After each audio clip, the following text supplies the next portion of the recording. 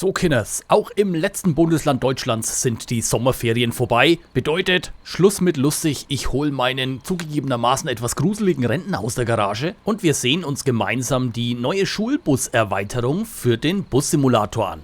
Das Pausenbrot ist geschmiert, der Schulranzen gepackt. Herzlich willkommen auf Andiana TV, mein Name ist Andi, schön, dass du da bist.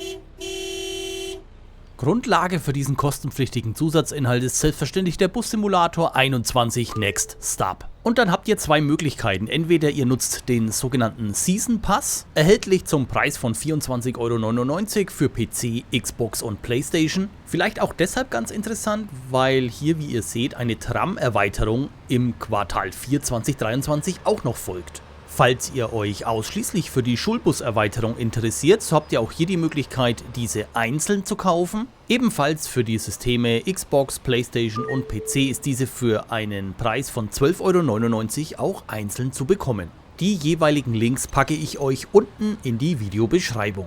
Sobald ihr das Ganze nun aktiviert habt, findet ihr diese Erweiterung wie alle anderen auch im Hauptmenü des Bussimulators 21 Next Stop auf der rechten Seite unter Erweiterungen. Auf der InSim-Map stellt sich das Ganze hier dann wie folgt dar. Über diverse Gebiete verteilt habt ihr zahlreiche Schulbushaltestellen und Schulgebäude, die hinzugekommen sind. Um das Ganze erstmalig zu starten, müsst ihr hier auf diesen DLC-Button drücken und dann startet auch direkt ein Tutorial, welches ihr nutzen oder überspringen könnt. Der nächste Schritt ist dann, mit eurem aktuellen Bus entweder zum Depot zu fahren oder per Schnellreise dorthin zu gelangen. Ob ihr eine laufende Mission noch abschließt oder abbrecht, ja, müsst ihr wissen. Zwischendurch wird das Ganze immer wieder durch Tutorial-Parts unterbrochen, die tatsächlich gut platziert sind und euch auf die Sprünge helfen, wenn es mal ein bisschen hakt.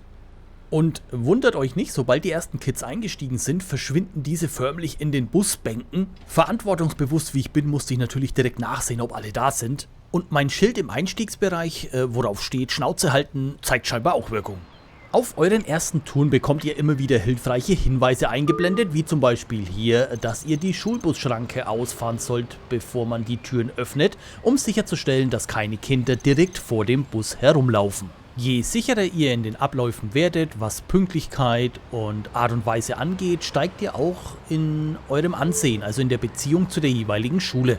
Wie vorhin erwähnt, gibt es nämlich zu den zusätzlichen Bushaltestellen auch Schulgebäude. Insgesamt 4 in Angel Shores und 4 in Seaside Valley.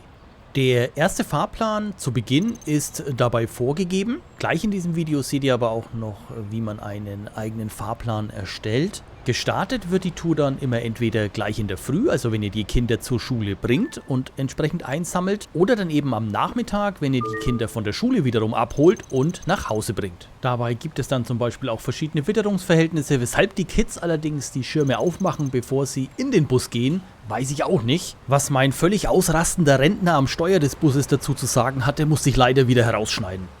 An der ersten Schule dann angekommen, in diesem Fall die Greenwood High School, ist der Bus zwischenzeitlich pickepacke voll und auch die Lautstärke hat sich entsprechend verändert. Sprich, die Sounds im Bus passen sich der Anzahl der Kinder dann auch entsprechend an.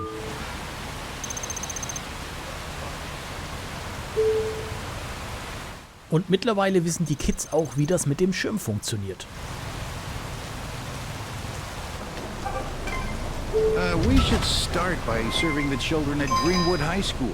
Sobald die erste Tour und ein Großteil des Tutorials abgeschlossen ist, geht es in neue Missionen. Unter anderem habt ihr dann ab sofort die Möglichkeit, eigene Busrouten zu erstellen, also Fahrpläne. Je nach Schulbus, auf diese komme ich auch gleich noch zu sprechen, habt ihr dann eine unterschiedliche Anzahl an Kindern, die ihr transportieren könnt. Die Schulen möchten dabei überfüllte Schulbusse vermeiden und so könnt ihr euch bei der Fahrplanerstellung links unten an der Anzahl der beförderten Kinder orientieren. Um mit einer Route die größtmöglichen Einnahmen zu haben, solltest du versuchen, die größtmögliche Anzahl an Kindern innerhalb des Optimalbereichs zu befördern oder dich zumindest im Optimalbereich zu bewegen.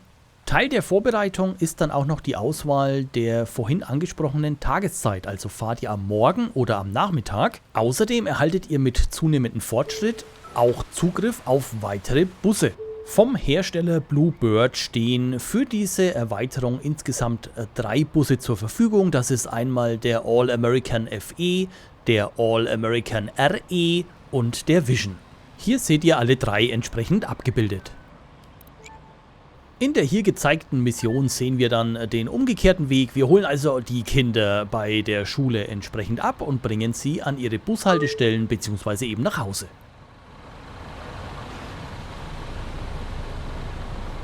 It's so hot today. Such a nice sunny day.